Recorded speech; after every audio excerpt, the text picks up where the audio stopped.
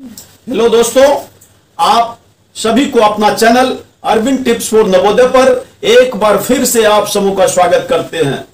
आप सभी को बताने जा रहे हैं पूर्ण संख्या, जिसको अंग्रेजी में हम कहते हैं होल नंबर्स। तो छात्रों, आज आप हॉर्स नंबर के बारे में आप पढ़ेंगे। एक चीज हमेशा ख्याल रखिएगा कि प्राचीन काल में केवल जो है 1 से लेकर के 9 तक, यानी कि 1 से लेकर अनंत तक, है ना, प्राकृत संख्याओं का प्रचलन था। प्राचीन काल में सिर्फ और सिर्फ प्राकृत संख्या का प्रचलन था, यानी कि 1 2 3 4 5 6 7 8 9 10 11 12 इस तरह से अनंत तक। और बाद में प्राकृत संख्या के समूह में शून्य को शामिल कर लिया गया और इससे बने समूह को पूर्ण संख्याओं का समूह कहते हैं।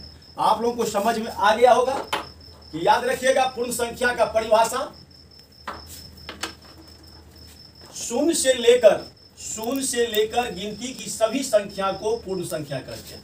शून्य से लेकर, यहां आप देख रहे होंगे कि यहां आपको शून्य है ना, और शून्य से लेकर और यहां से इधर जो भी है सब क्या है, नेचुरल नंबर है, नेचुरल नंबर्स, यानी कि प्राकृत संख्या। ये शून्य को यदि छोड़ दिया जाए तो बाद बाकी 1 से लेकर के अनंत तक ये सभी प्राकृत संख्या है। तो प्राकृत संख्या के समूह में जब शून्य को शामिल कर लिया जाता है तो इससे बने समूह को हम कहते हैं पूर्ण संख्या, अंग्रेजी में इसे होल नंबर्स कहते हैं। बात आप लोगों को समझ में आ गई होगी कि शून्य सहित प्राकृत संख्या के समूह को पूर्ण संख्या कहते हैं। कोई दिक्कत? आइए एक चीज हम और देखते हैं। सबसे पहले ये जानिए कि पूर्ण संख्या को अंग्रेजी में होल नंबर्स कहा जाता है, और होल नंबर्स का पहला लेटर जो है अंग्रेजी का बड़ा अक्षर है W। इसीलिए पूर्ण संख्या के समूह को अंग्रेजी वर्णमाला के बड़े अक्षर W से सूचित किया जाता है। कोई दिक्कत? अब देखिए, आपको बताते हैं कि चूंकि पूर्ण संख्या शून्य से प्रारंभ होती है ना, और अनंत तक जाती है, इसलिए पहली पूर्ण संख्या और सबसे छोटी पूर्ण संख्या शून्य होगा। सबसे छोटी पूर्ण संख्या क्या होगा बताइए आप लोग? शून्य होगा। पहली पूर्ण संख्या भी शून्य होगा।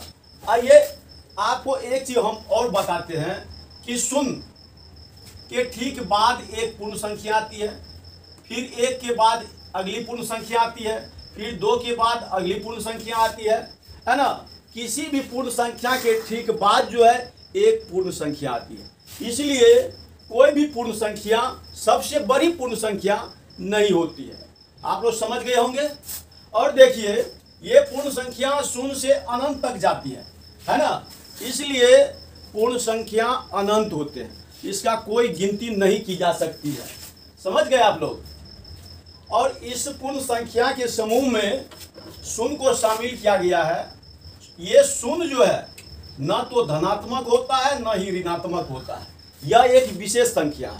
तो शून्य को छोड़कर जितनी भी पूर्ण संख्या होती है सभी के सभी धनात्मक पूर्ण संख्या होती है।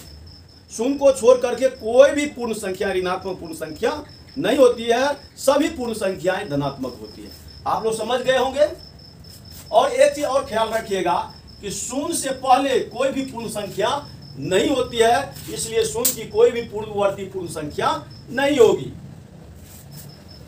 और इसे पूर्ण संख्या के समूह को हम संख्या किरण पर दर्शाया जा सकता है। संख्या किरण पर। अब मान के चलिए यहां 0 है, इधर आएगा 1 2 3 4 5 अनंत तक। तो पूर्ण संख्या के समूह को संख्या किरण पर दर्शाया जाता है ना। और याद रखिएगा, ये जितनी भी प्राकृत संख्या है 1 से लेकर अनंत तक, ये सभी पूर्ण संख्या है ना। यानी ऐसा कहा जा सकता है कि प्रत्येक प्राकृत संख्या एक पूर्ण संख्या है, लेकिन प्रत्येक पूर्ण संख्या प्राकृत संख्या नहीं होती है। प्रत्येक पूर्ण संख्या प्राकृत संख्या नहीं होती है, क्योंकि इसमें एक शून्य आ जाता है ना। तो आप लोग पूर्ण संख्या के बारे में पूरी तरह से जानकारी हासिल कर लिए होंगे। मुझे उम्मीद है कि यह वीडियो आप लोगों को अच्छा लगा होगा। यदि अच्छा लगा है और तो मेरे वीडियो को प्लीज़ शेयर कर दीजिए और चैनल को सब्सक्राइब कर दीजिए।